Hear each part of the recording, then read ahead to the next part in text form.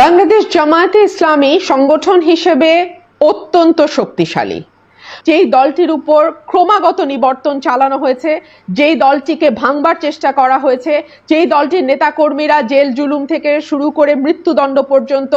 নানান রকম নিবর্তনের মুখে পড়েছে, সেই দলটির নাম হচ্ছে জামায়াতে ইসলামী। কিন্তু তারপরেও আমরা দলটির যে সাংগঠনিক শক্তি,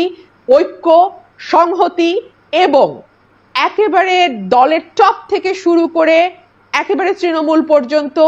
দলের প্রতি যে আনুগত্য এবং নিয়মানুবর্তিতা আমরা লক্ষ্য করেছি, সেটি সার্টেনলি একটা বিষয় ইঙ্গিত করে যে সংগঠন হিসেবে বা দল হিসেবে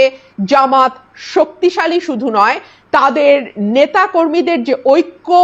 সংহতি, দৃঢ়তা এবং দলের প্রতি আনুগত্য,